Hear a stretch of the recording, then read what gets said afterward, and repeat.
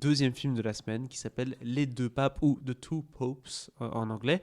Ouais. Film Netflix qui sort chez nous au cinéma et qui sera disponible le 20 décembre sur la plateforme de streaming, que ce soit en Belgique et en France.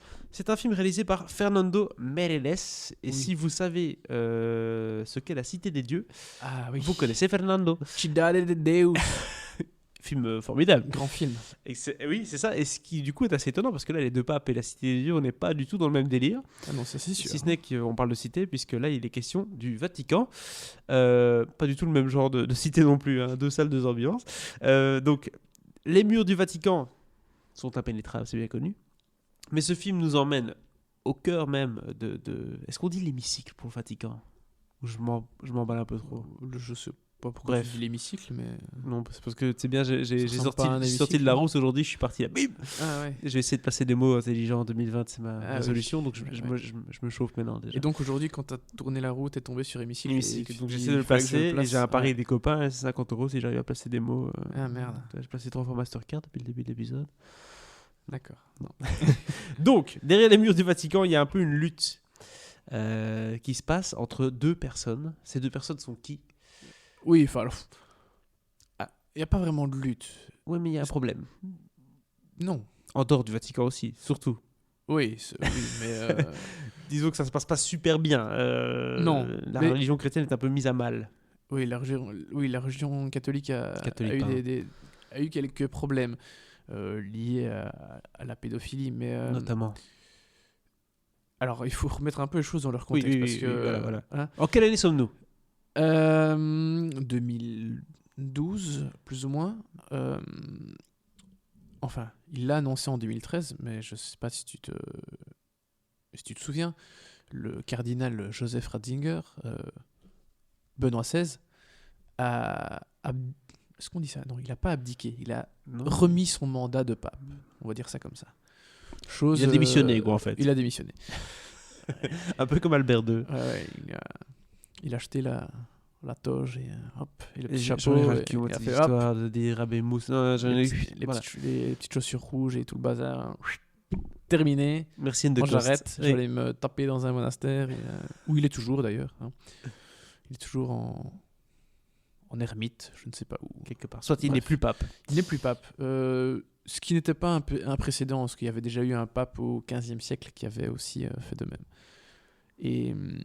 Et donc c'est le Bergoglio, le cardinal Bergoglio, cardinal argentin, qui lui a succédé en tant que, sous le nom de pape François. François, tout à fait. François Ier. On ne peut confondre avec l'autre.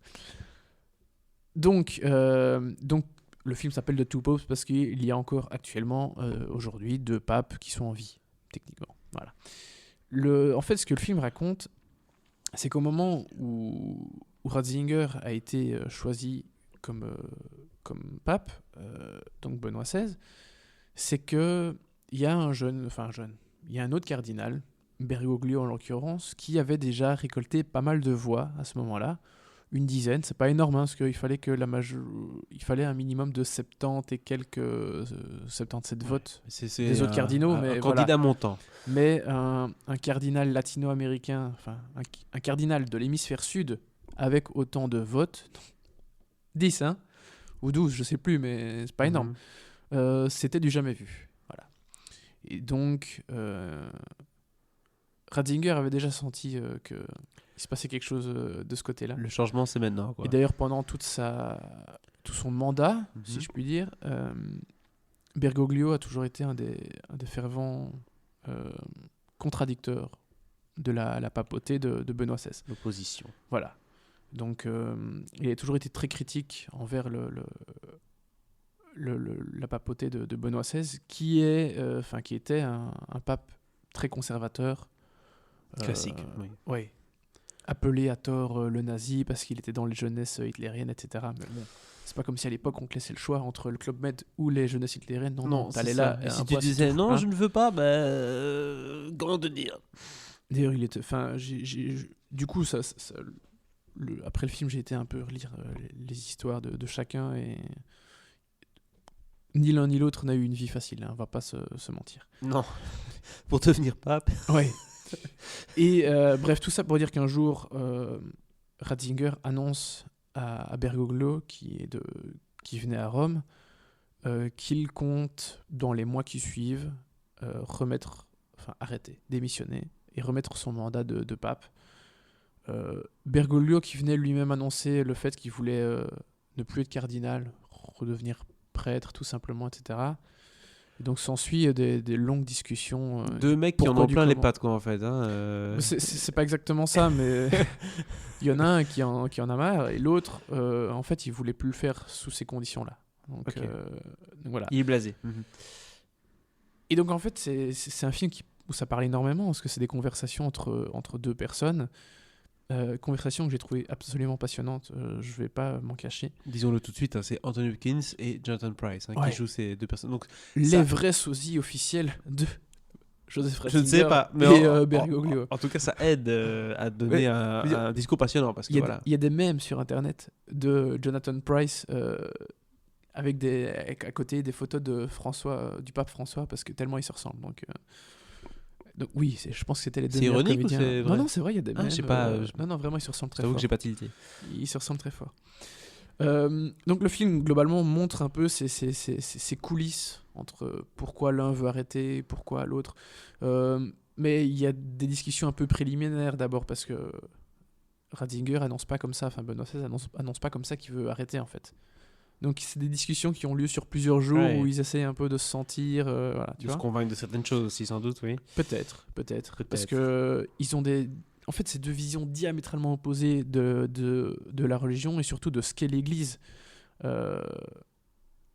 Bergoglio déteste l'Église de Rome, en fait, d'une certaine façon, ce truc très la richesse, voilà. L'espèce Voilà. d'endroit sur la Exactement. carte. Il aime pas ce Ouais. côté dogmatique, ce truc, voilà. Et lui, il prône quelque chose de plus proche des gens, plus humain. Et voilà, avec l'autre qui est hyper conservateur, forcément, c'est très particulier. Ce que j'ai beaucoup aimé dans le film, déjà, c'est un film qui m'a énormément touché. Je m'attendais pas à ce que ça me prenne autant. Mais pour diverses raisons. Il y a des choses intéressantes qui sont dites sur l'amour, notamment. Et puis, voilà, le pape François est argentin. Et il y a pas mal de choses dans le film qui sont dites sur l'histoire de l'Argentine, notamment sur la dictature militaire. Et voilà, ce sont des sujets qui m'intéressent particulièrement, comme j'ai habité un peu en Argentine, forcément ça m'a intéressé et ça m'a touché. Voilà, je trouve que le film est vraiment très très intéressant à ce niveau-là. Et j'aime beaucoup le regard que ça porte aussi sur les personnages, mais sur la religion et sur les valeurs que le catholicisme prône, en fait. Je pense que comme beaucoup de monde en Belgique, en France, je suis catholique de tradition.